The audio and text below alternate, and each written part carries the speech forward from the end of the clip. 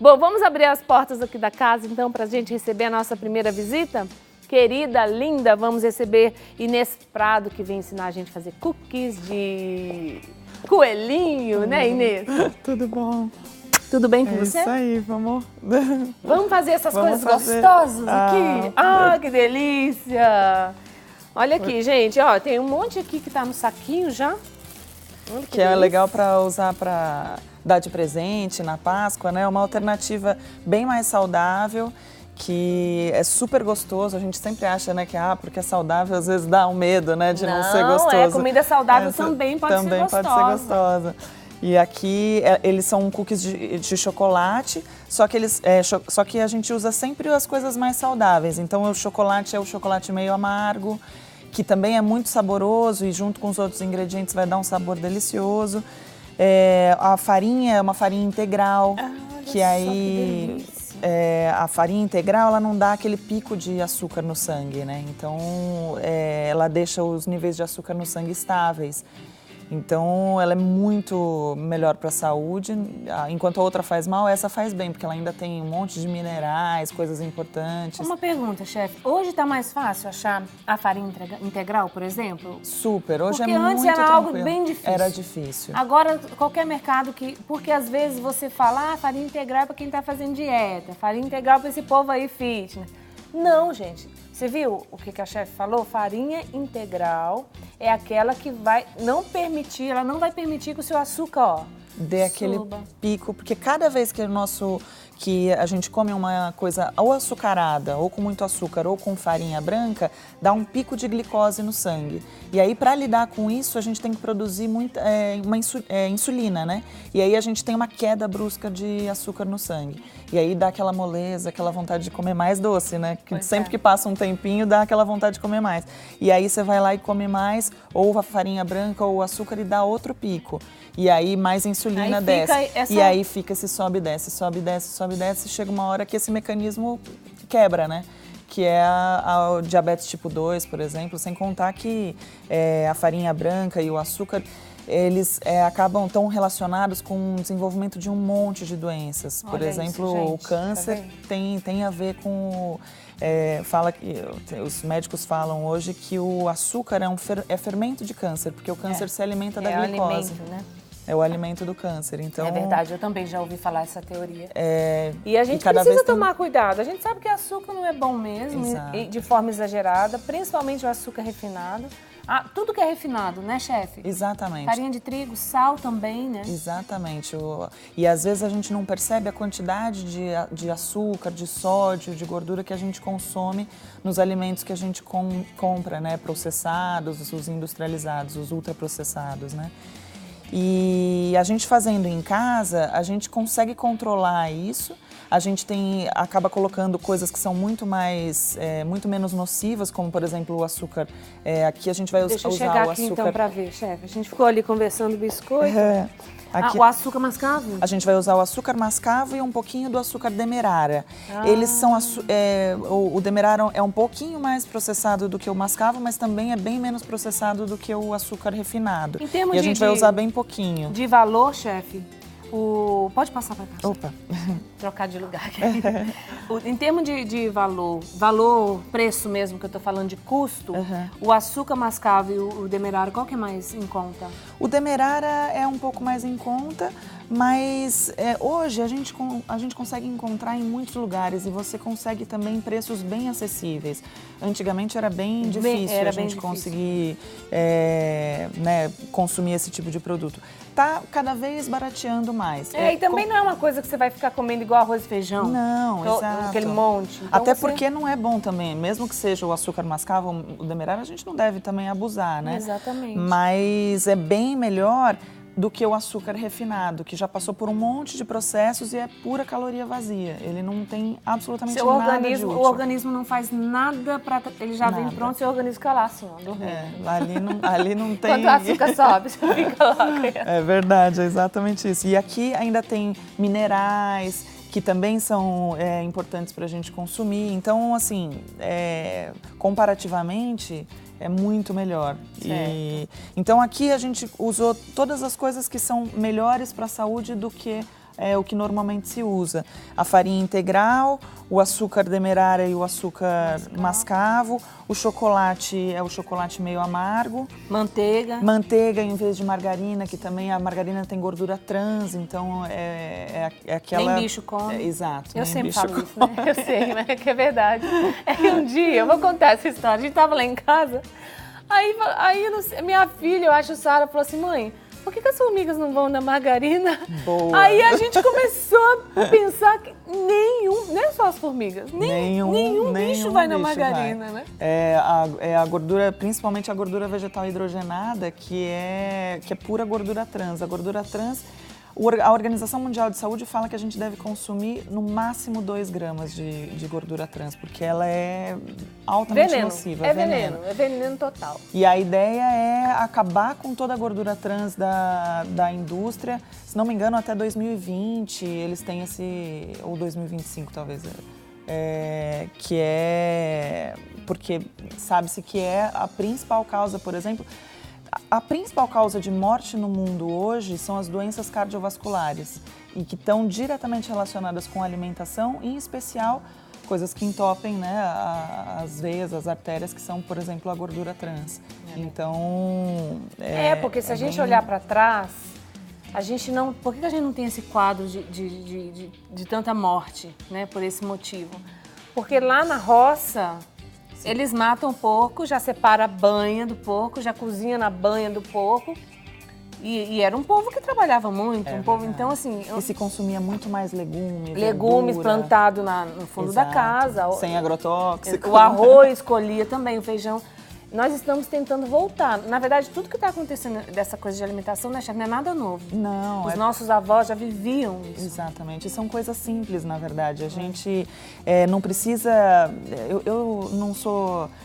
Eu sou contra toda espécie de radicalismo muito grande, em especial quando a gente está falando de criança, porque criança, a gente, né, tem hora que vai ter que comer. Vai comer um doce, põe regra, assim, ó, lá em casa é assim, você comeu verdura, Drica, você dá refrigerante e salgadinho. Eu dou refrigerante, salgadinho, hambúrguer, dou tudo. Por quê? Porque eles comem salada, eles tomam iogurte, eles comem... né? É importante ter o outro lado que vai ajudar a processar todas aquelas coisas que fazem mal. E a gente também, como pais, tem que ir controlando essa quantidade, porque assim, uma coisa é você comer de vez em quando, né? Outra coisa é estar todo dia na lancheira, estar toda, aí não dá. Né? Ô, chefe, uma pergunta que eu tô... Sabe o que eu tô pensando? Isso é goji berry. Ai, gente, eu pensei que era pimenta malagueta. É que eu pus na água para ele hidratar, mas Aliás, eu ouvi você falando sobre coisas que fazem bem para quando a gente entra na menopausa.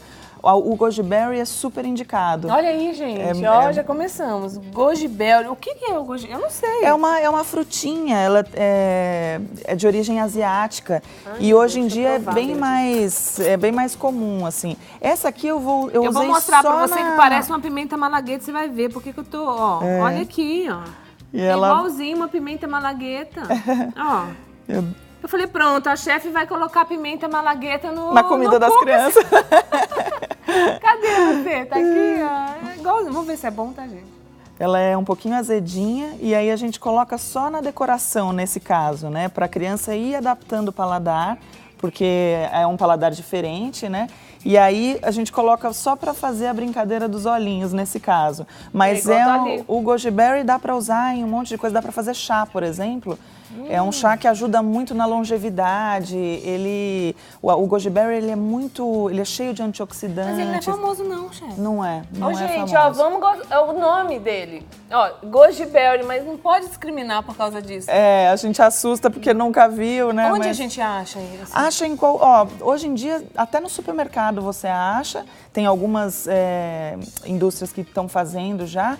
E muito em lojas de produtos naturais, tem aqueles, sabe que vende a granel, assim, e você encontra muito porque fácil. Eu tenho certeza que você aí na sua casa vai querer, porque se faz bem para menopausa, né? Ajuda faz a bem aliviar. para menopausa, ajuda a memória, ajuda... Nossa, é tanta coisa que é difícil de guardar tudo que ajuda. Vou repetir o nominho do menino, tá? Goji Berry. Chega lá e fala, eu quero... Ele vem seco quando a gente Vem compra? seco e aí a gente hidrata um pouquinho pra ele ficar... porque senão ele fica muito durinho. Tá, Goji Berry o nome. E ele, então assim, esse aqui é uma das chaves da longevidade, é um daqueles super alimentos que a gente fala que... Todo mundo agora comprando Goji Berry. Um chazinho desse por dia, ó, já gostei é viver da longe do ideia. médico. Eu vou pegar aqui o liquidificador, porque a gente... Batedeira, batedeira, olha o liquidificador. Eu vou pegar aqui a batedeira e a gente vai colocar os ovos, o açúcar demerara e a manteiga. São 2 colheres aqui de manteiga. 1/4 de xícara de açúcar, então é bem pouquinho. E aí a gente vai bater aqui um pouquinho.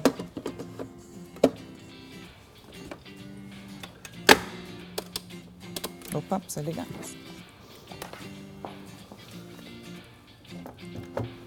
Peraí, vamos repetir aqui pra você, gente. Ó, nós colocamos o ovo, açúcar, demerara e manteiga. Eu fui lá olhar ali. Isso. Ovo, açúcar, demerara e manteiga. 2 ovos, 1/4 de xícara de açúcar demerara e 2 colheres de sopa de manteiga. Tá.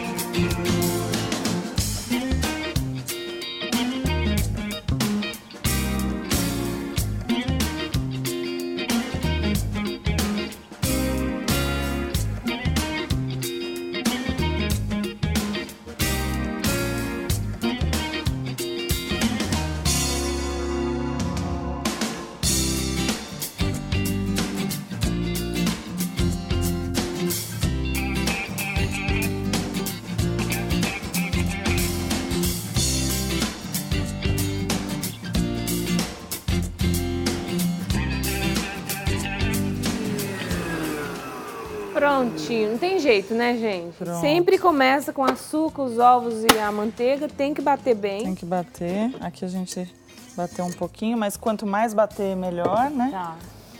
E aqui a gente vai colocar o açúcar mascavo, é meia xícara. 2 xícaras de farinha de trigo integral.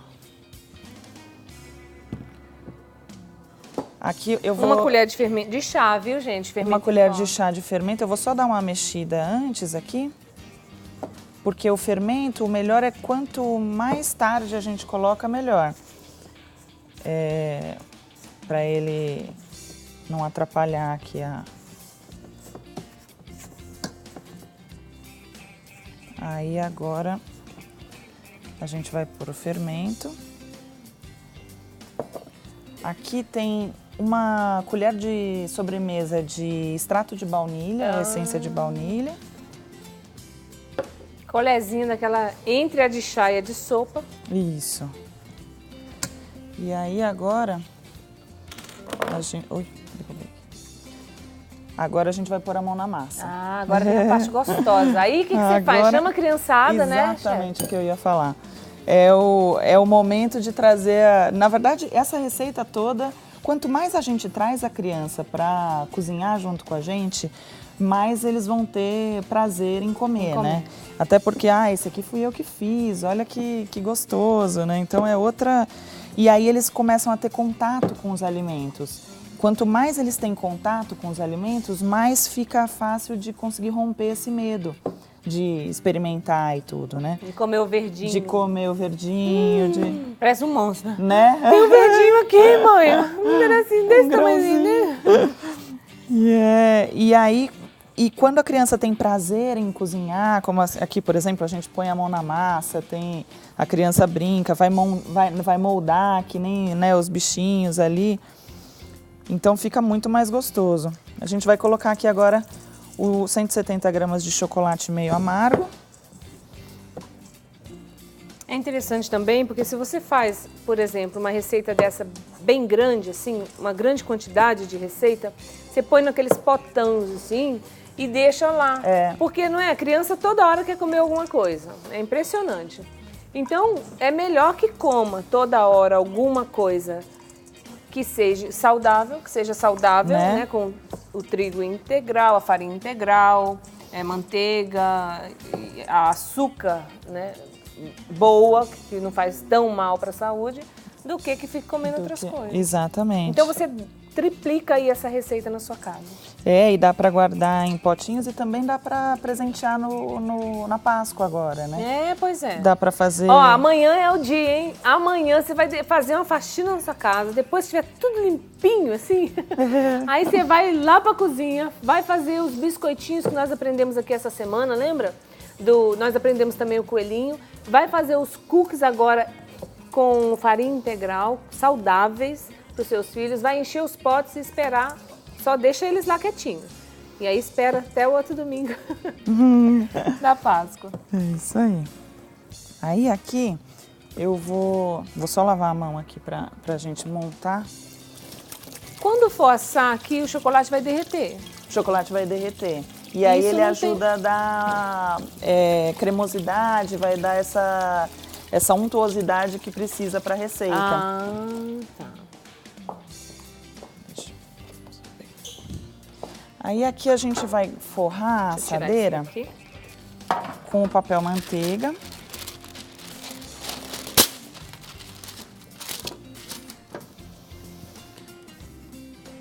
E agora a gente vai montar essas bolinhas.